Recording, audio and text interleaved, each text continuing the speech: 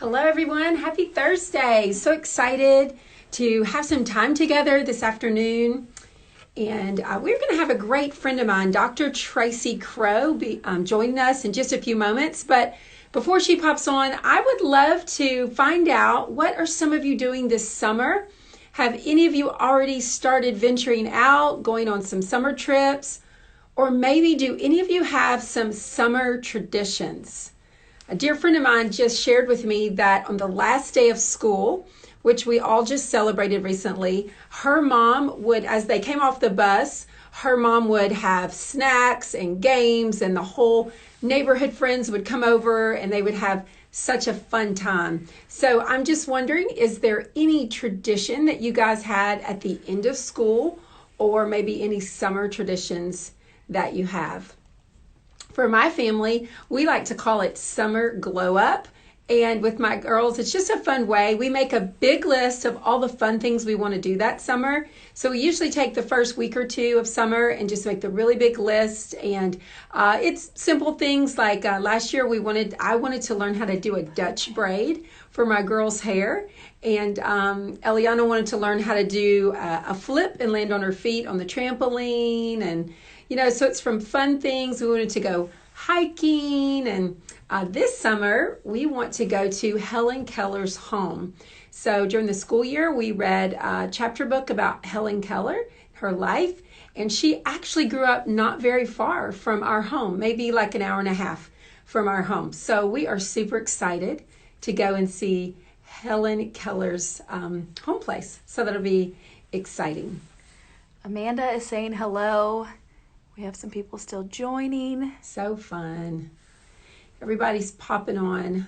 Summer is such a fun time. And even though, we've all been in shelter in place and school was, sort of different, it kind of seems like summer started early a little bit, but now it's officially summer and I could not be more excited.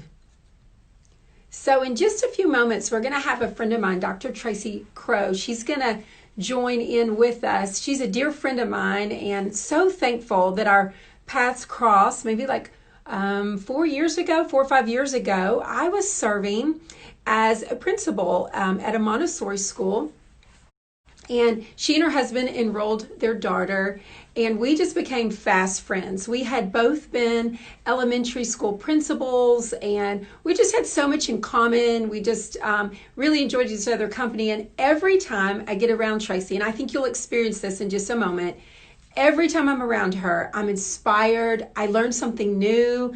I pick up strategies of how to be a more intentional parent. And so I just love that about her. And to tell you a little bit about Tracey, she's a mom, a wife. She loves Jesus with all of her heart, and she's a university professor, and her whole life has been dedicated to studying how people learn. Her desire is to help everyone become all that God's created them to become. And I love her favorite quote. This is like a life quote for her by Pablo Picasso, and it says, "The meaning of life is to find your gift, and the purpose of life is to give it away." Isn't that powerful? And that quote really sums up my experience with Tracey. She is just so wonderful at helping people discover their gifts, and then at the same time helping them understand how they can give that away to others. So Tracey, thank you for joining us today. Thank you for having me. We are so excited. How's it going in the Crowe home lately? It is busy with my husband working at home and homeschooling Josie. And we also have our house on the market to sell. So in a global pandemic. Sure. Let's just do it all. Let's just That's just the way the Crowes do things. Look, I love it. Well, listen, I send you greetings from your former neighbor, Nikki Spurlock. Oh, yay. I saw her earlier today, and she was like, "Oh, please tell her hello." So hello from Nikki. Oh, thank you. So today we're just so excited to have you join us. But before we get going on our topic about reflecting on our global homeschool experience, all of us were kind of opted into homeschool, whether we wanted to or not, as parents of elementary and high school students. So before we get into that, I'd love to ask a few fun get to know you questions. So my first question is, what's an app that you can't live without lately? An app that we're using a lot at our house is Marco Polo. Yes. Yes. So, of course, there's personal apps that I love, but Marco Polo is the one that we're sending videos back and forth with family members as we're, this is what we're doing, and even, friends from school. Yeah, I love that. And what's so nice, if any of you watching don't have Marco Polo, the app the picture is like of a beach ball. It is so awesome because you basically make a video to your friend or family member, whoever you like, and then you just send it, and then whenever they can, they watch it, and then when it's convenient, they respond. And I love that because it just kind of keeps that dialogue going with people that live near or far, but it's really like on your own time, which I love that. Okay, Tracey, another question. What's a product that you feel like you can't live without these days? So a product that I've learned about since coming back east is Revision Skincare. I've always used a different one, but it has just, I feel like maybe it doesn't show on TV, but I feel like it's really changing my skin. Different climates, you have to change your products. Yes. Because there's some different changes that occur. So that's so good. So yesterday, I went to Ulta, and, hadn't been to Ulta or Sephora in 10 or more weeks, probably been longer than that, and we went in there and it just felt so luxurious. I mean, we just walked around. There wasn't very many people, and so the ladies there working, they were happy to see customers, and I just took a slow walk down every aisle, and I just asked a million questions about all the products, and it was so fun. It felt like a mini vacation just walking around in Ulta, and so we so enjoyed it. Okay, another question is, what do you have planned for your summer? Do you have any exciting summer plans or summer traditions? You guys do great with traditions as well. Yes. Well, I know that we'll look forward to traveling to the beach several times. We just got an offer on our house today, so a move possibly. And just hanging out and being playful and fun, and although you kind of feel like you've been doing that for the past couple of months, maybe in most of our households. Yes, I know. It kind of feels like an early summer, but then I think with different businesses and parks starting to open, it's exciting. We've ridden our bikes a lot during this stay-at-home situation, so we're excited to ride our bikes other places. We've kind of stayed around the house, but now the other parks opening, we're excited to venture out. Well, today I wanted to take just a few minutes together and really talk about the idea of the fact that we were all kind of like, put into this homeschool scenario, and some people were excited about it. And I know for others, experienced a lot of anxiety. It was really hard on a lot of parents to juggle both homeschooling, using a curriculum, being their child's teacher for that time, but also juggling work. Many parents were teleworking. And so I just wanted us to kind of talk through, like, sometimes when a life event happens, even when it's over, you're kind of like, what just happened? And like, how do I sort it out in my mind? Like, is my child going to be okay? Are they not going to make it next school year? Are they going to be really behind? How does all this impact my child and their progress? And so, Tracey, could you just share with us some of your thoughts about how can we begin to reflect on what just happened, and then also prepare them for the upcoming school year? Sure. And feel free to pop in at any time. And I'll tell you, moving across country 2 years ago, I found myself in a homeschool situation. Okay. For almost 30 years, I was familiar with schools. When I went into schools, I knew the right questions to ask. I knew what I was looking for. But when we moved across country and I found myself homeschooling, I thought, this is a foreign language. Like, it's a whole nother system that I know nothing about, and I know about education. So in that homeschooling process, I think you find yourself, even as an educator for almost 30 years, realizing I don't feel equipped to educate my own child one-on-one. So you're constantly, I think that's probably the biggest piece has been through the pandemic, is you're seeking out ways to make connections because you need that confirmation from others that you're on the right track, that you're not messing them up. Right. And at the end of the day, if you're showing them love and grace and encouragement and support, they're going to be fine. And I did read something that said, there's 40% of all parents right now are just concerned about, when my child goes to school, are they behind a whole grade level? Right. And even though we haven't put a lot of stock always in standardized testing and those kinds of things, it still gave parents some form of confirmation that, okay, my child did learn something. They met their expected growth. And so what I would say to parents is think of this season as a time when you are growing the whole child or children in your house, that you're looking at their spiritual health, you're looking at their emotional health and their mental health. The cognitive piece of skills and learning, that will all come back quickly. Even if there are some gaps in learning, your child won't be the only child. And so people, those will be filled in. But if you can ensure that your child is receiving all of the support they need for mental and emotional and spiritual health, then you have done your job and you've done it very well. You've developed the moral character within your child, and you have modeled for your child Christ-like behaviors. Even when you think that was not like, maybe I yelled or maybe I did something that you would normally want them to see. I think the other piece is having more people in the home. Perhaps the father's also working from home, which has been the case, or maybe there's grandparents in the home. So you really are in a unique position to really just focus on your total child. And during this time, you're probably going through a process of really getting to know your child on a much deeper level. And you're probably beginning to develop some ideas differently about what you believe your child needs in this stage and age of development.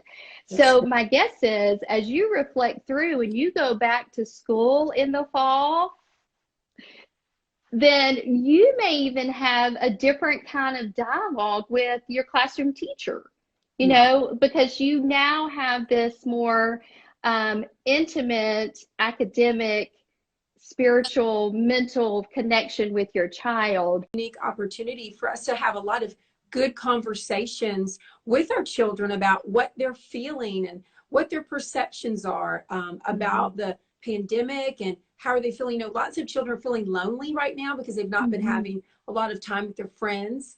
And so we've been kind of leaning in and, when in safe ways and environments, encouraging and allowing our children to have some more peer interaction this summer, which I think is so important. And you mentioned reaching out for help. And I reached out when the first week that we found out that, we were going to be homeschooling for the rest of the school year. I called a dear friend of mine, and she's been homeschooling very successfully for years. And I said, Kathy, give me your best homeschool mom advice. And she said, okay, here's the thing. Some days you're going to feel like a rock star teacher and parent.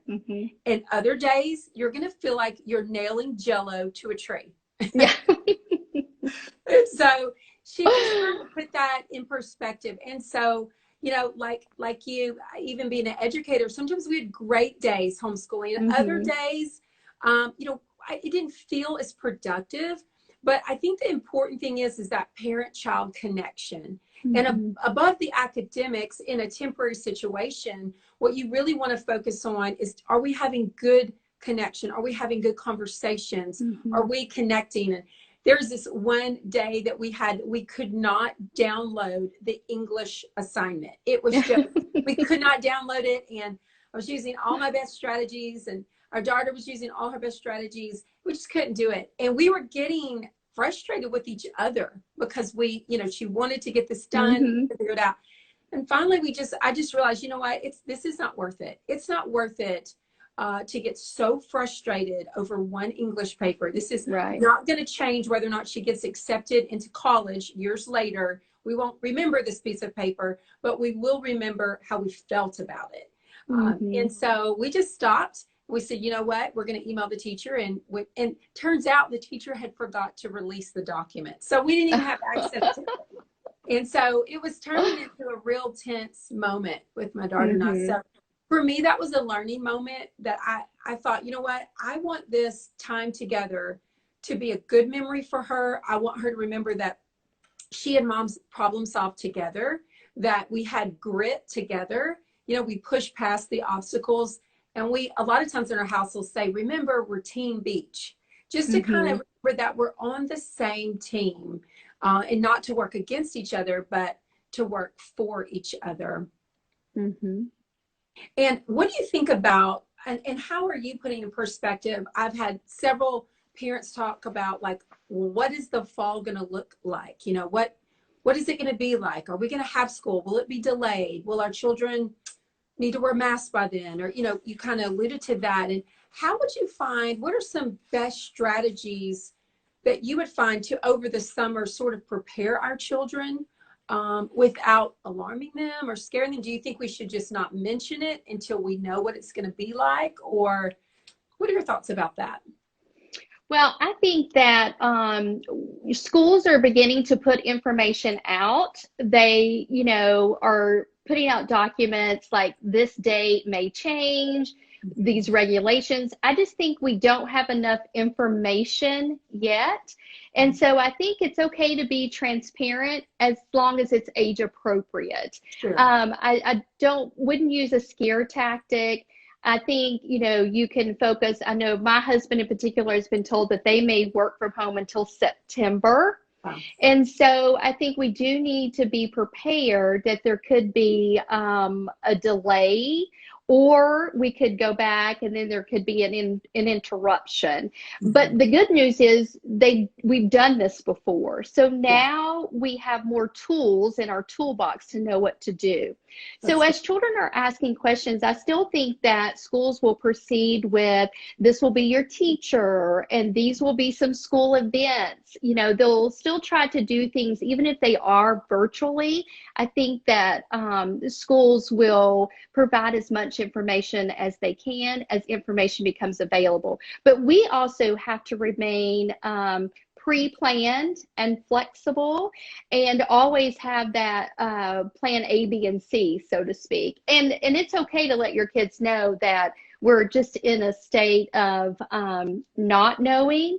And there are lots of children in the world, since this is a global pandemic, that their home isn't always the best place to be. So this is also a good time to talk about the K-12 service learning opportunities. So I think that as you're preparing, you can probably expect the same things, same guidelines for you to go in public in your community will probably be similar to what you will experience within schools. I know that in speaking to many school leaders across the country, I know that they're all grappling with what do they do about the social distancing and the student-teacher ratios and the safety. So there's just so many discussions right now. And maybe you can turn it around to your kids like, well, what are some ideas that you have? What are some things that you envision should be different? And I think you'll find that while kids have been at home, there probably has been, for the most part, less stress, because you don't have the rush out the door, catch the bus, get to school. What are you going to do today? So I think in our most relaxed times is when we can come up with our best solutions. And oftentimes kids are the problem solvers if we just listen to their voice. Like, here are some ideas. Like, they have some ideas already of things that could be cut out, right? I know there's been some talk about some students in the morning and some in the afternoon, maybe alternate days. So I know that there are leaders across the country are really thinking very creatively. but also we need to be prepared for a mind shift that, you know, things will look different than anything we've ever known before. And we might be, you know, flying the airplane as we're on it. I mean, so to speak, you know. So yes. You know, I think it's so important to keep that growth mindset. And sometimes we'll remind each other in our home, like, you know, we're all growing through this. And so sometimes the growth feels more comfortable than others. You know, even this weekend, we've been able to go in some shops, and like some shops are requiring you to wear a mask and some shops are not. And so I was like, you know what, girls, we're just going to keep our mask in our pockets, and we're just going to ask, would you like us to wear a mask? You know, is this a place where you need to wear a mask, or is this a place not? And so they've been real flexible, you know, like popping those masks on and off. And I think you're right, you know, and with our children, a lot of times when we lean in, they'll really let us know what they need or what they're worried about. And they can even have some really fantastic ideas about how to solve problems even at home and, you know, also at school. Before we go, I'd love for you to help us think of maybe some strategies, share with us some strategies of how would you suggest we kind of close out this school year? How do we kind of put a wrap on it? You know, many schools, you know, had final Zoom calls, but from a family perspective, what are some suggestions you have for kind of putting a wrap on this unconventional school year? Well, I would say number one, keep in mind that this will be the best year of their educational career because they have been with you and they have received the gift of time, and that's beautiful. I would say have fun.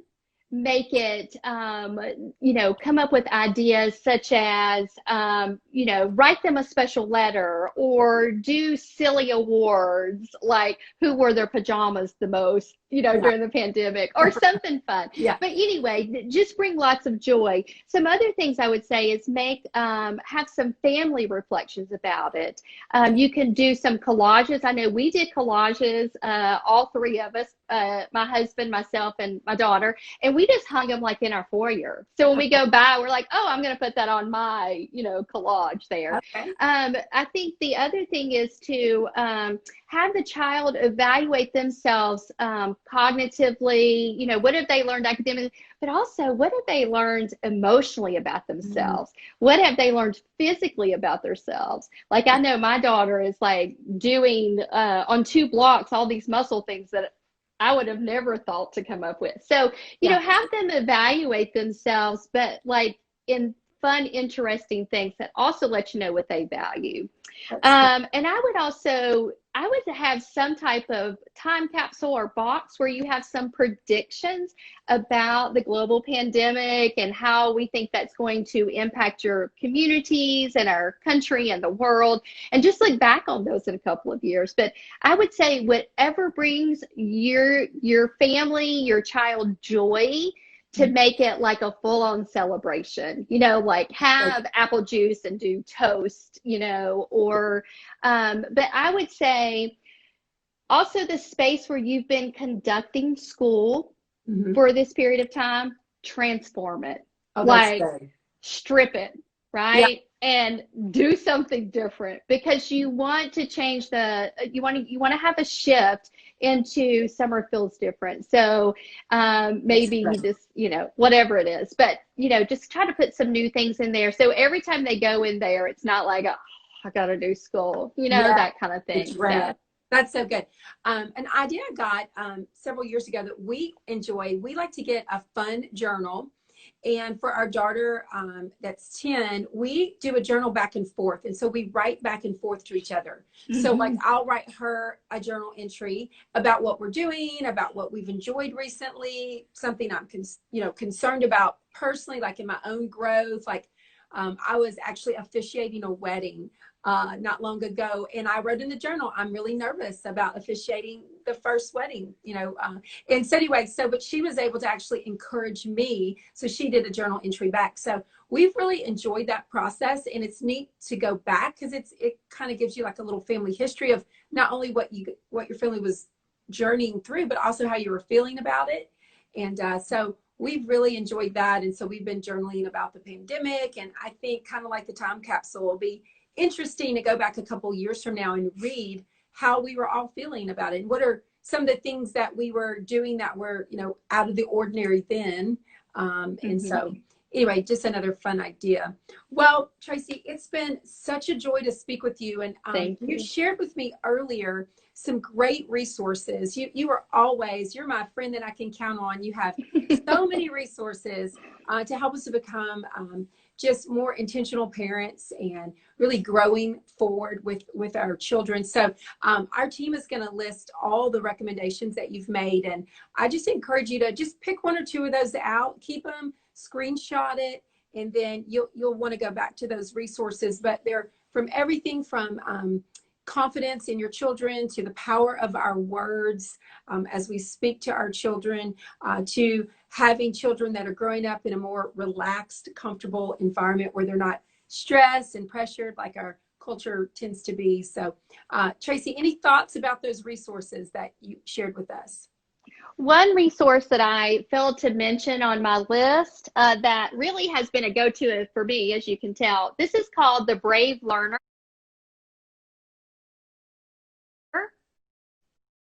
Okay. And it really is about showing, really just about homeschooling, about not even homeschooling, just about being in your home with your child. Okay. And it goes through all of these emotions, like as an adult, how we're like, okay, your friend, you're throwing Jello against the tree, or you're like rocking it with the electric guitar. But this book is really, as you can tell, I flag it because every time I read it, I'm like, yes, that's wonderful. That's good. So the only other thing I would say is, be kind to yourself. A lot of times the first thing we do is we forget about self-care. It's important that you take care of yourself, and you know that on every level. But I feel like during this pandemic, because now you're wearing even more hats within the home, within the day, and I know what it's like to be on a Zoom work call and your kids in their pajamas, like, you know, eating chocolate bars at 8 a.m. I mean, I'm there. So, so give yourself grace and have fun with yourself too. Like, just love who you are during this time as well. That's good. It certainly is a time of self-discovery for all of us. It is. And hopefully we'll pick up some things and discover some things about ourselves or interests that we never really took the time to figure out. So I think that's an awesome thing. Tracey, it's been a joy. I look forward to our next time together, and we'll have another fantastic chat. So thank you for the opportunity. Thank you. Bye-bye. Bye.